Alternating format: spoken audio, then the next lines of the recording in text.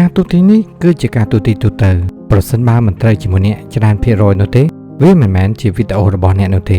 ឬស័យឆ្នាំមួយម៉ែសម្រាប់ខែមីនាឆ្នាំមួយម៉ែជាអ្នកធ្វើការមួយចំនួនខែថ្មីអ្វីៗក៏ថ្មីជីវិតការងាររបស់អ្នកជួបបញ្ហាមួយចំនួនជាប់គាំងប៉ុន្តែពេលដែលអ្នកចាប់ផ្ដើមអស់សង្ឃឹមនិងមានរឿងល្អចូលមកពេលណាដែលអ្នកសប្បាយភ្លេចខ្លួននិងមានរឿងអាក្រក់ចូលមកម្ដងធ្វើឲ្យអ្នកមានអារម្មណ៍ថាខែនេះអ្នកតាមថែអ្នកមិនចង់ឲ្យអ្នកនៅស្ងៀមឬក៏លេងសើចភ្លេចខ្លួនហួសហេតុពេកវាអាចដោយសារតែទេវតាតាមថែអ្នកចង់ឲ្យអ្នកប្រុងប្រយ័ត្នអាចនឹងមានរឿងធំកើតឡើងនៅពាក់កណ្ដាលខែនេះឬក៏ចុងខែនេះយ៉ាងណាក៏ដោយមានរឿងខ្លះអាចនឹងធ្វើឲ្យអ្នកពិបាកទប់កំហឹងឬក៏ក្តៅក្រហាយខ្លាំងតែត្រូវអត់ធ្មត់ព្រោះតែបញ្ហានេះនឹងស្ងប់ទៅវិញក្នុងរយៈពេលខ្លីប្រសិនជាអាចគួរតែលែងត្រីឬក៏ផ្ដល់ចំណីឲ្យសត្វដែលកំពុងអត់ឃ្លានហើយគួរតែធ្វើបុណ្យដល់ដូនជីសប្បុរសដោយផ្ដល់ជាបាយសម្លនំចំណីឬក៏ថវិកាតាមលទ្ធភាពប្រសិនជាអាចឆ្នាំមួយម៉ែខ្លះទៀតខែថ្មីមានរឿងមួយចំនួននឹងធ្វើឲ្យអ្នកលំបាកខ្លាំងវាក៏នឹងធ្វើឲ្យអ្នកហត់នឿយខ្លាំងក្នុងជីវិតតែកុំភ័យកុំបារម្ភខ្លាំងពេកអ្នកត្រូវតែពង្រឹងអារម្មណ៍ឲ្យបានឆាប់ព្រោះពេលវេលាមិនរងចាំអ្នកនោះទេ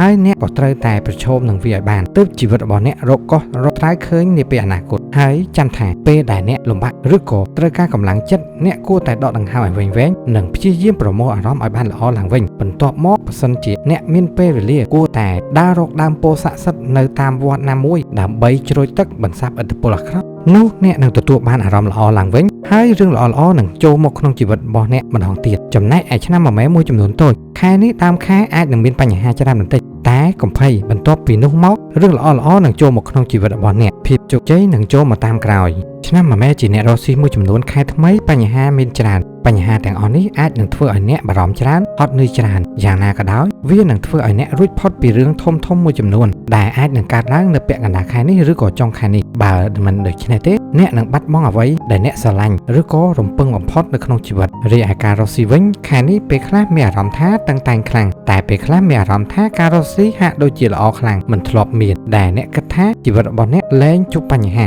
ឬស្អីរបស់អ្នកចាប់ផ្ដើមឡើងវិញប្រសិនបើអ្នកគិតបែបនេះគួរតែផ្លាស់ប្ដូរការគិតឡើងវិញវានឹងអាចធ្វើឲ្យអ្នកធ្លាក់ក្នុងជ្រោះជ្រៅដោយមិនដឹងខ្លួនអ្នកគួរតែប្រុងប្រយ័ត្នជានិច្ចនោះអ្នកនឹងរួចផុតពីបញ្ហាកំបាំងមុខហើយខែនេះការរកស៊ីរបស់អ្នកនឹងចាប់ផ្ដើមកើនឡើងពីមួយសប្តាហ៍ទៅមួយសប្តាហ៍ចំពោះឆ្នាំមួយម៉ែជាអ្នករកស៊ីមួយចំនួនទៀតការរកស៊ីមានបញ្ហាប្រឈមគ្រប់ផ្លូវអ្នកគិតថាអ្នកលែងមានផ្លូវដោះស្រាយហើយជីវិតរបស់អ្នកដើរដល់ផ្លូវតលទាំងដែលអ្នកកំពុងតែភ្លេចថាមានមនុស្សជាច្រើននៅរងចាំអ្នកបោះដៃឲ្យគេជួយតែអ្នកនៅតែជ្រើសរើសមនុស្សខុសឲ្យជួយម្នាក់នេះនឹងធ្វើឲ្យការរកស៊ីរបស់អ្នកកាន់តែដុនដាបយ៉ាងណាក៏ដោយចុងក្រោយអ្នកនៅតែបកក្រោយរកមនុស្សដែលត្រឹមត្រូវដែលអ្នកគិតថាគេនឹងខឹងអ្នកគេនៅគុំអ្នកចំពោះកំហុសរបស់អ្នកពីមុនពេលនោះជីវិតរបស់អ្នកនឹងដូចកើតម្ដងទៀតចំណែកឯឆ្នាំមួយម៉ែមួយចំនួនទៀតជីវិតខែនេះអ្នកនឹងជួបរឿងល្អៗច្រើនការរកស៊ីនឹងកើនឡើងខ្លាំងបើទោះបីជាអ្នកមិនមានកម្លាំងចិត្តខ្លាំងដើម្បីរកលុយក៏ដោយសម្រាប់ឆ្នាំមួយម៉ែមានគូមួយចំនួនស្នេហារបស់អ្នកមានរឿងជាច្រើនមិនអាចពិភាក្សាគ្នា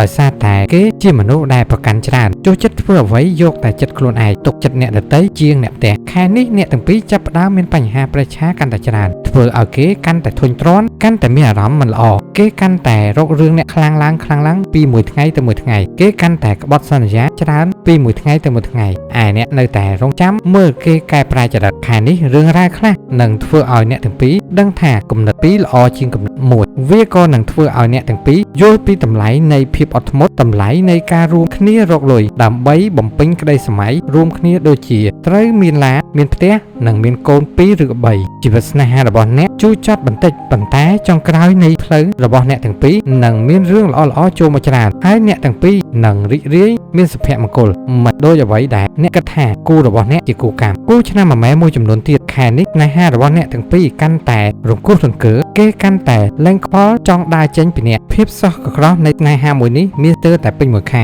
ទោះយ៉ាងណាដើម្បីមុខមាត់គ្រួសារអ្នកមានតែបង្ខំចិត្តរស់នៅជាមួយនឹងទំនាក់ទំនងដែលមានតែបញ្ហាមិនចេះចប់នេះបន្តទៀតព្រោះពេលខ្លះគេក៏ធ្វើល្អដាក់និងយកចិត្តទុកដាក់លើអ្នកខ្លះដែរប៉ុន្តែធៀបពិតគេចង់បានអ្វីម្យ៉ាងពីអ្នកទោះយ៉ាងណាខែនេះអ្នកនឹងដឹងពីរឿងអាថ៌កំបាំងមួយចំនួនដែលធ្វើឲ្យអ្នកអាចមានសង្ឃឹមក្នុងការរកដំណោះស្រាយក្នុងរឿងស្នេហាមួយ ចំណែកឯឆ្នាំមួយម៉ែមានគូមួយចំនួនតូចអ្នកទាំងពីរចាប់ផ្ដើមមានអារម្មណ៍ល្អចាប់ផ្ដើមយល់ពីគ្នាទៅវិញទៅមកស្របពេលដែលការងាររបស់អ្នកទាំងពីរកាន់តែរីកចម្រើនអ្នកទាំងពីរនឹងទទួលបានដំណឹងល្អឬក៏លៀបនៅពាក់កណ្ដាលខែនេះចំពោះឆ្នាំមួយម៉ែនៅលាវមួយចំនួនដែលកំពុងតែរងសម្ពាធពីគ្រប់ទិសទីបន្ទាប់ពីពេលដែលគេចាក់ចេញទៅដោយមិនបានប្រាប់មិនបានលីសុកក៏ទៅបាត់ដំណឹងឆាតក៏មិនតបខលក៏មិនលើអ្នកព្យាយាមធ្វើចិត្តណាស់តែមិនអាចធ្វើទៅបានព្រោះតែវត្តមានរបស់គេនៅក្នុងបេះដូងរបស់អ្នកនៅមាននៅឡើយមិនអាចលុបបានហើយអ្នកតែងតែចង់ឃើញមុខគេចង់ដឹងពីរឿងគេទាំងដែលគេកំពុងតែមានអ្នកថ្មីកំពុងតែមានសេចក្តីសុខជាមួយនឹងអ្នកថ្មី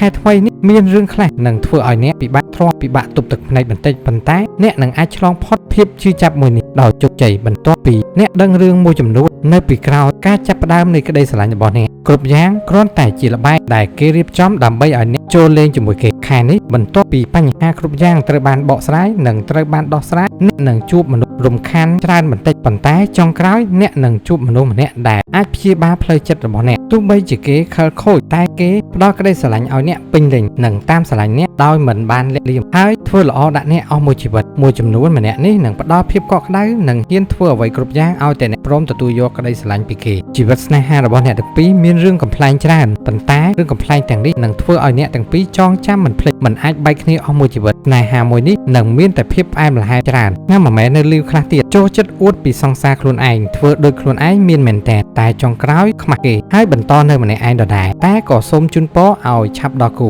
សូមជូនពរឆ្នាំមួយម៉ែឲ្យជួបតែរឿងល្អជួបតែមនុស្សល្អនិងជោគជ័យក្នុងខែថ្មីអរគុណសម្រាប់ការស្ដាប់ជួបគ្នានៅវីដេអូក្រោយ